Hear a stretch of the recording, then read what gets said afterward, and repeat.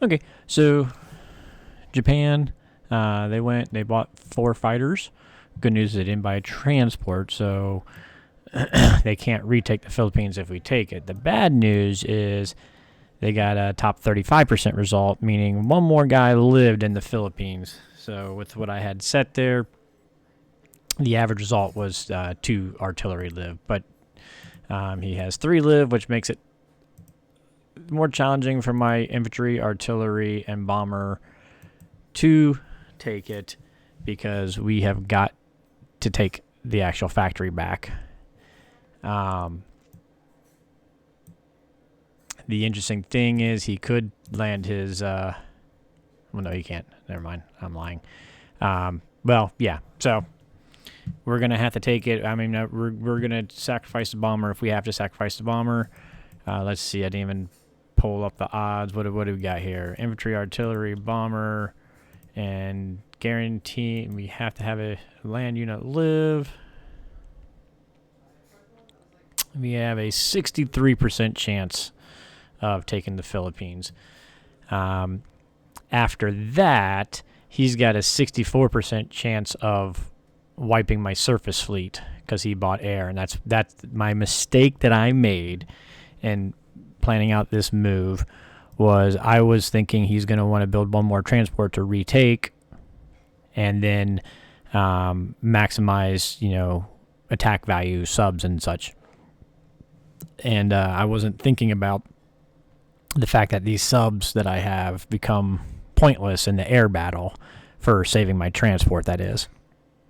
So we just have the 6 destroyers and the carrier fighters here that can get in here to defend against the 8 fighters and a bomber, and those odds are like 64% again on his side. I'm missing out that those 2 destroyers that I built and he killed without loss. And both the battles I want here, that one more unit would have made a difference. I'll talk a little bit more about that in just a second here, but in any case, all of that is to say, he's going to more than likely take the battle again to wipe my fleet. To make it worse is he could go ahead and just take that bomber right into this fleet and have a 2/3 chance of taking out one of my fighters. And if he does that, then this becomes a 90% or 80% battle, something like that for the Japan Navy. So this bomber actually, in the grand scheme of things, really does not make a difference on the G9 attack. He's still going to have G9 even if he loses the bomber. So it only makes sense to me for him to go after it. And if I had my defense profile wrong, he'd kill the carrier and it'd be, double, triple bonus. Hopefully my defense profile is correct. And we changed it to fighter before carrier. So hopefully we only lose the 1 fighter. We come in, he gets an 80% shot on it. The average results, and I know the best I can do is play for average results. The average results is 2 fighters and a bomber live, if I remember correct. And so my play is if 2 fighters and a bomber live, I'm hoping to be able to have 2 loaded carriers and a battleship here, and we'll actually be at more of a 50-50 shot, but no transport, so you probably won't take it. And then hopefully we can start expanding from there, but we're already going to be behind. I mean, hopefully if we take this and win this, and we at least got a factory up on US6, but because if he wipes my transport like he probably will, I'm going to build a transport this turn. But the best he's going to do is 7, 8, and he's going to be loading this up with fighters, so I probably won't even be able to get that. So it'll probably be 7, 8, and then making them split, and then get a 9 in here. So we're going to be well behind. Plus, because Japan didn't lose any units, and again, I can't send the bomber this way and that way at the same time. That means he's going to be able to just blitz and take India, and I shouldn't have put that tank there like I debated about. I should have kept him over. I should have moved him over to Egypt like I was thinking about as well, but Hindsight. So he's going to go G7, G8, and they still are back for G9. So he'll have this under Germans and taking this on G9, and we're going to be in a lot of trouble. So we're way well behind. So giving him a 64% shot, or giving me a 35% shot at wiping out his air and surviving in my transport living and be able to expand, we'll be excited to have that. So we're definitely in a losing position. The timing is not right at this point. So we're going to need dice or some sort of big mistake, which you never want to play for those. And truthfully, it's been a snowball effect of those. I mean, there's different things that I could have done, should have done differently, done a little bit better. But the the two destroyers I built here that he killed without a hit back, I shouldn't play for a hit back, but I was. I play the KJF. If you've followed me long enough, you know that I do believe the KGF is the more sound strategy for the Allies in general. KJF, I feel like, is more of a slightly favored to the Axis, just out the gates. Throwing the G1 tank build, which I'd previously always said never do a KJF and a G1 tank build, and that may be coming where my summary is again. And so I've played this game from behind to start with, so I took risks, and they didn't help. But the first destroyer build, if I had built a sub instead, then I would have had one more hit point for the first big Philippines sea zone battle, and that would have taken it from a 64% shot for him down to like a 55% shot or something like that. And I mean, those odds make a difference, and if nothing else, it had been one more hit and then one more hit back, and I would have been in better shape for this last go around and for the next go around, where I'm one boat behind what I need to be. I'm one boat behind what I need to be. And then the second one, again, would be sitting here to absorb that bomber hit. And so now I'm, one boat behind. Now I'm two boats behind. And unfortunately, neither of them paid off. Neither of those gambles paid off. In hindsight, the first one, I should have stuck to the sub-leak program. The doctrine I discussed and talked about, I should have kept the sub-leak program and kept it as a sub and not a destroyer, and not try to get a lucky hit back against the Japan Navy or Air Force, because he didn't have any destroyers in range. It would have been good. It would have tipped that battle just a little bit more in my favor, and these after effects would have been in a little bit better in my favor coming into here. The second destroyer, I feel like I'd still do that one, because I'd be happy to get the shot at taking out the German bomber. Plus, I was needing it for the possibility of an extra hit versus Japan, or to absorb against a bomber strike here. So, so I have no regrets on the second destroyer. The first one I do regret.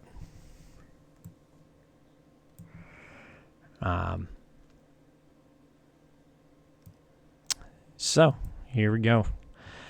So what all that means is I'm going to go ahead and move this carrier fighter down here. And they are dead zoned. He could use a bomber and two fighters and wipe them out, because the fighters could just land here on the Solomons. But if he's doing that, then he's not attacking my fleet here in 48, excuse me.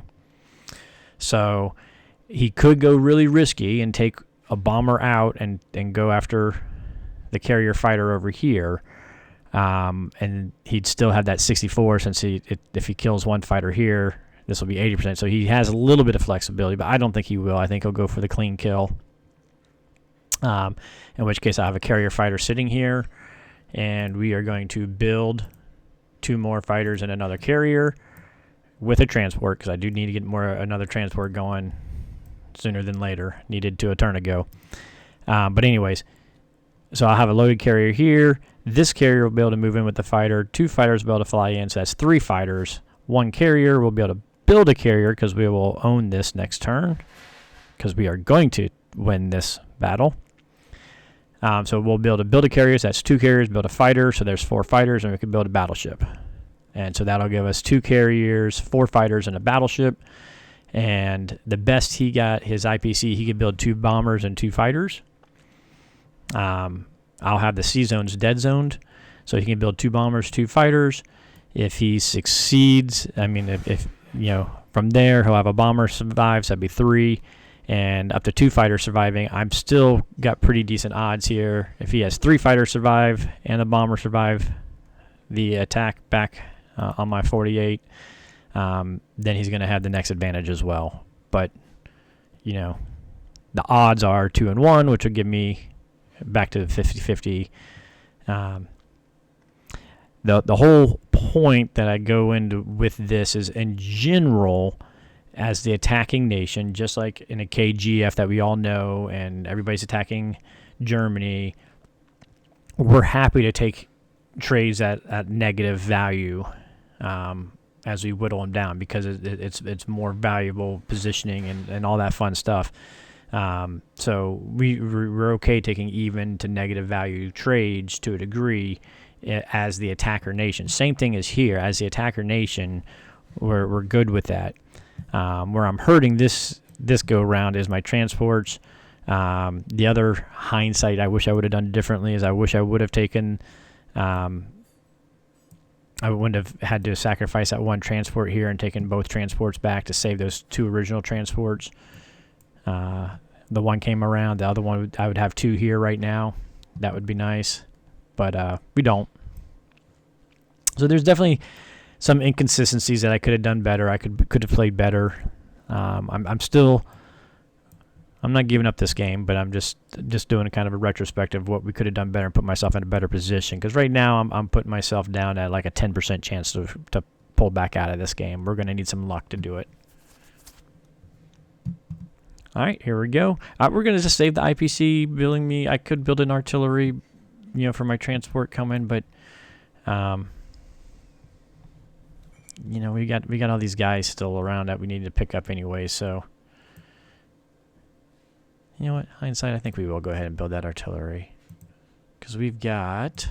Make sure I got 39. I mean, to still be in this game, we're going to have to get the 3, so we'll have 42. 24. Oh, wait, nope, that don't work, because we need 44. Because we need the 14, 10, and 20, so we need 44 IPC. So we're going to save the 4.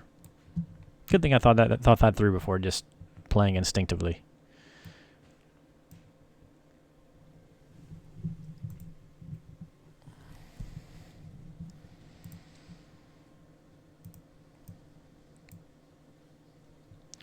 So all the boats in here just helps me dead zone 60 and 62, so we're going to go ahead and do it.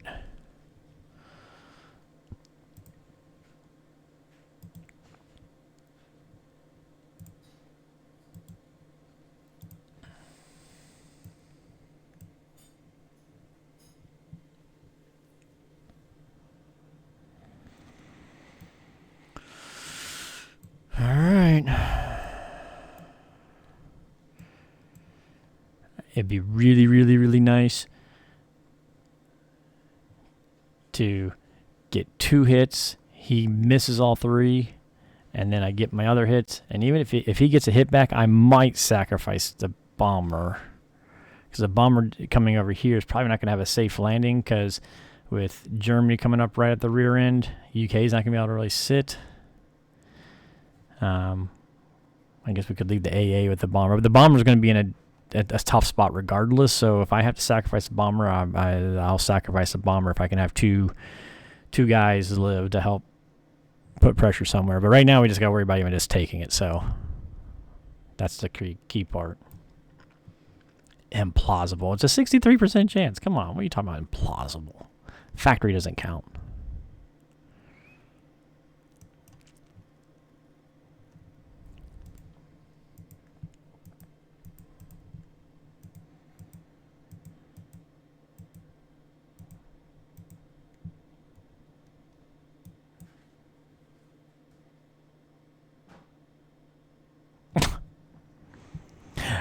Okay. This is one of those scenarios when you need the lucky dice. I mean, 6 hits out of 10, rolling 2s. That's lucky dice. I got the lucky dice, but I didn't need them here. This isn't where I need the lucky dice. I only needed 3, which was been average.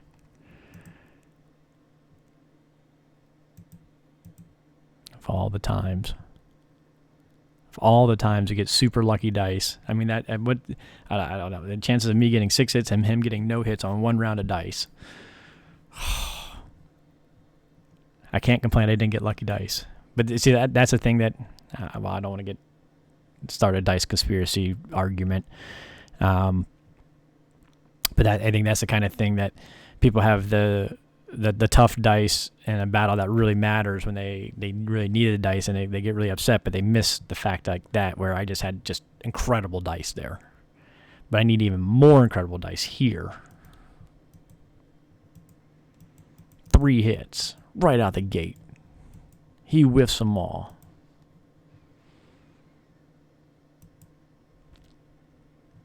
No, that's not 3 hits. Oh, crap.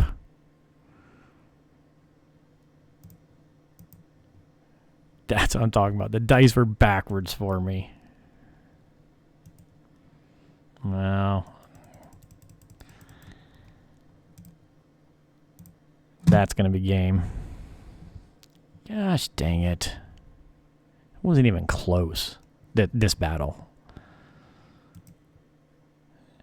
It was a 63% shot, too. Well, I think we're probably going to wrap it up there. I'm going to play out my turn, and I'll have to look, but we're going to be so far behind by the time we get another transport into range.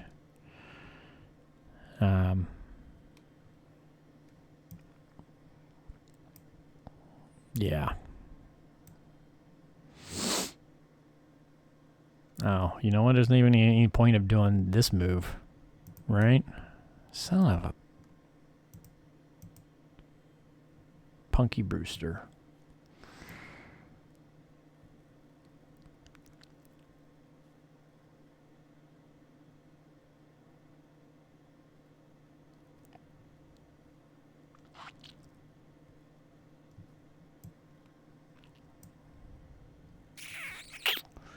Yep. You live by the dice, you die by the dice. Grr. Erg. Gerg.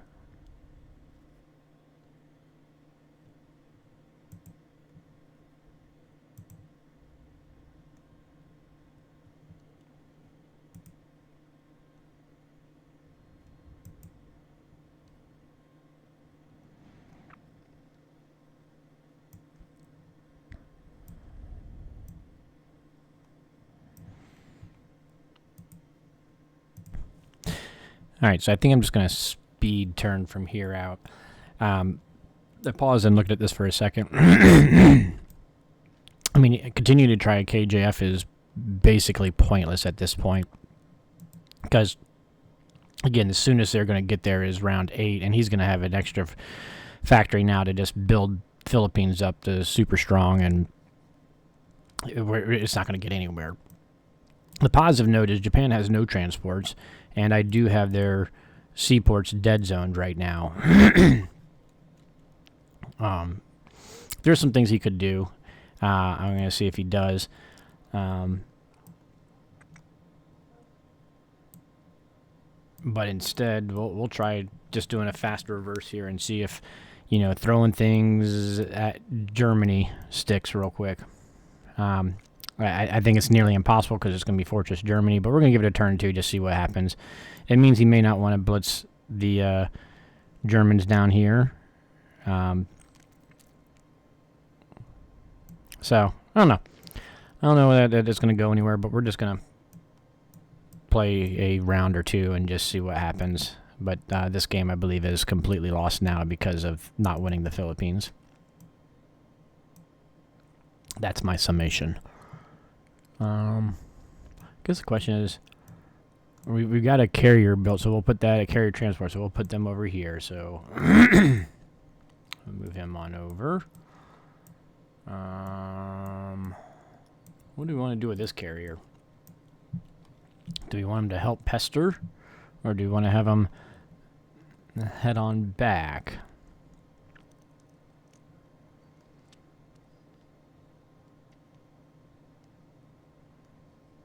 I almost think I want to pester just a little bit, because I'm afraid that he could wipe the destroyers, build a carrier destroyer, and my 4 subs, and he'd have 2 fighters, and 4 subs wouldn't be any good against that.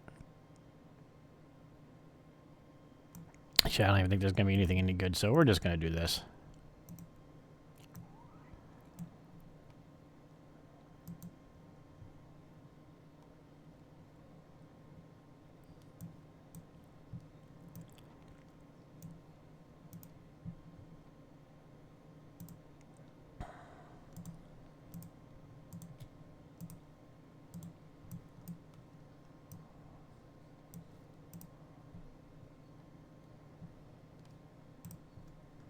I don't think we're in as much threat of him. I think the whole G9 bit's just nothing to really think about anymore. See, these 1, 2, 3, 4, they can't get up there, so let's go ahead and take that guy.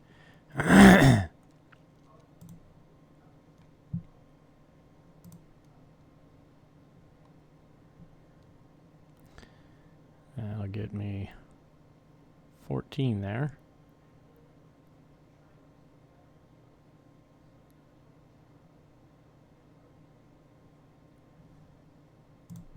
Let's go 15. What the heck?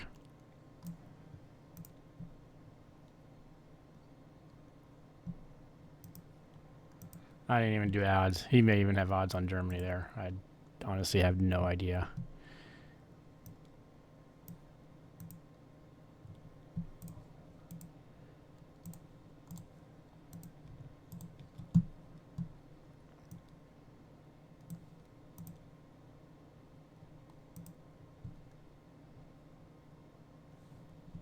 Yeah. Sorry, folks. That's going to be 0 for 2 for me in the KJF department.